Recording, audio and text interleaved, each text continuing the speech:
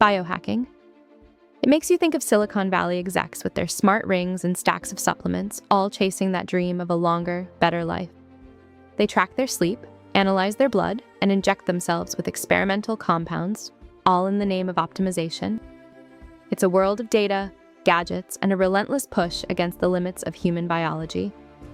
But what if I told you that one of the most ambitious projects in human optimization started 2,000 years ago, and that their goal wasn't just to optimize, it was to outsmart death itself? This is the story of a group you could almost call the original biohackers, the ancient Taoists. They uncovered secrets to preserve their life force that modern science is only now beginning to explore. Long before cold plunges and wearable trackers, these masters were already running a full-body upgrade program, using breath, food, sex, and meditation as their controls. They didn't have labs or computers. Their laboratory was the human body. Let's be honest, the modern wellness world can be overwhelming. There's a new superfood every week, a dozen fasting protocols, and a flood of expensive gadgets promising to unlock your potential. The biohacking movement, which started with this cool idea of democratizing science, has kind of morphed into a high-tech, high-cost culture of constant self-measurement. It feels like it's driven by anxiety, the fear of aging, of decline, of not being optimized enough. We've become obsessed with adding things, more supplements, more data, more complex routines, convinced the answer is something we can buy. But the ancient Taoists saw things differently. Their philosophy wasn't about adding, but about preserving. It wasn't about fighting the body, but about harmonizing with it. This ancient approach, known as Yangsheng, meaning nourishing life, was a collection of practices for cultivating health and extending one's years. It was a lifelong practice of nurturing the body, mind, and spirit in harmony with nature. They saw the body not as a machine to be forced, but as a garden to be cultivated. They believed that within each of us was a finite source of vital energy, and the key to a long life was to conserve it, circulate it, and refine it. Their approach was radical because it was simple. They weren't looking for a quick fix. They were developing a deep, intuitive understanding of the body's internal systems.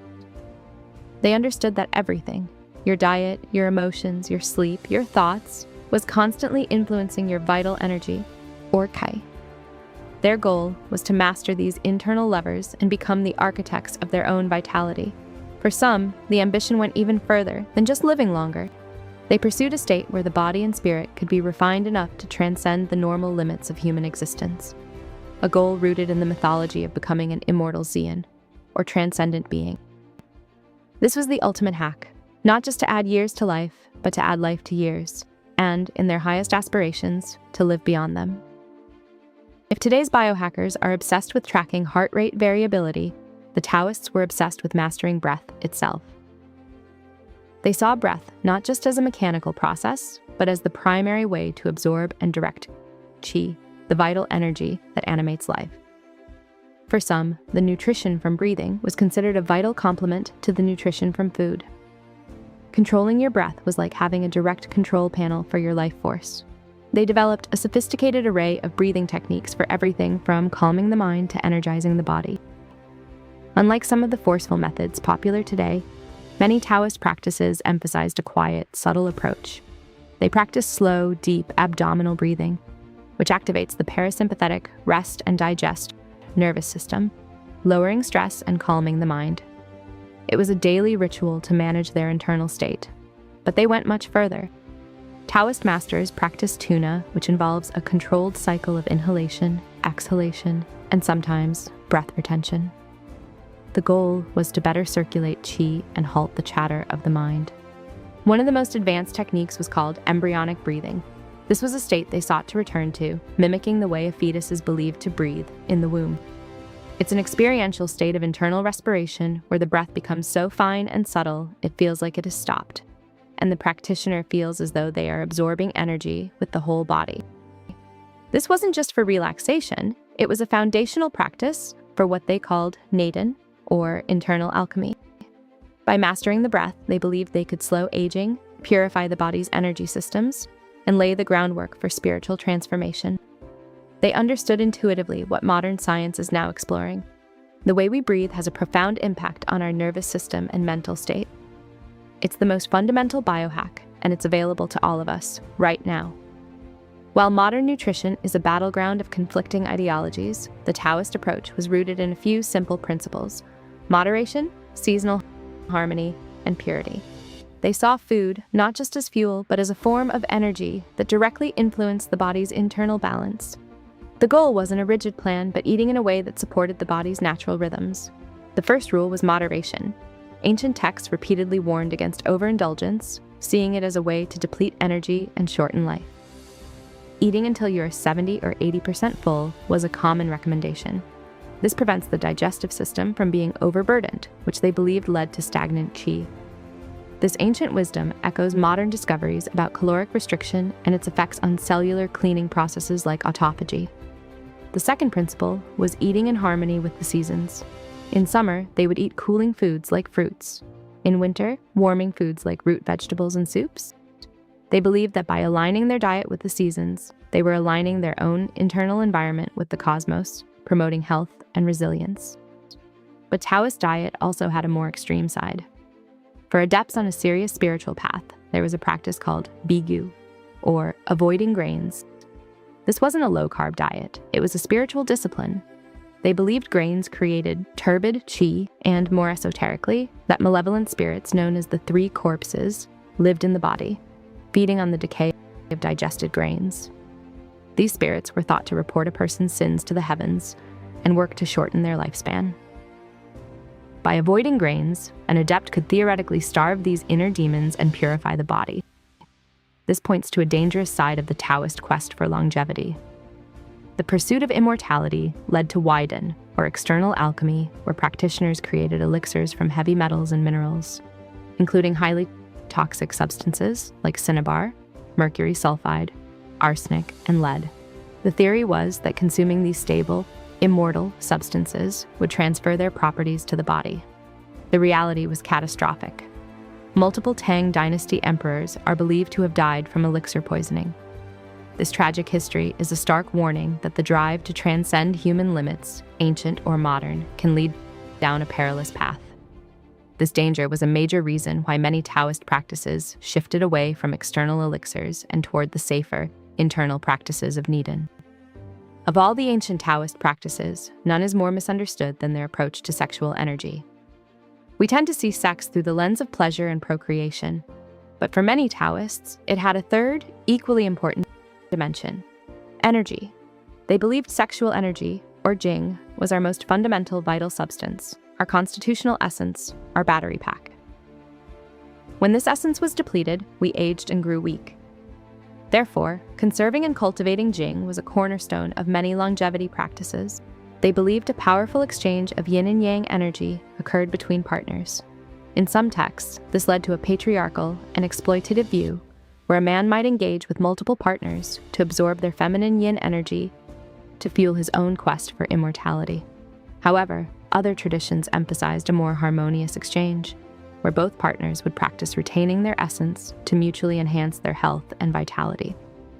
The ultimate goal was to take the raw energy of Jing and, through conscious practice, refine it into qi, vital energy, and then into shen, spiritual energy. For a modern audience, some of this might sound bizarre, but the underlying idea is strikingly contemporary, treating a biological function as a resource to be managed. They were among the first to systematically explore the connection between sexual energy, vitality, and consciousness, seeing it as a powerful force that, when harnessed, could regenerate the body and elevate the spirit. The final piece of the puzzle is about turning the body into a living laboratory. This involves specific physical exercises, meditation, and a profound system known as Nidan, or internal alchemy. If external alchemy was the dangerous practice of mixing metals in a crucible, internal alchemy was the art of refining the body's own substances, Jing, Qi, and Shen, within the crucible of the body itself. The physical component often involved forms of movement like Dao Yin, a collection of exercises that are seen as an influence on modern Qigong and Tai Chi.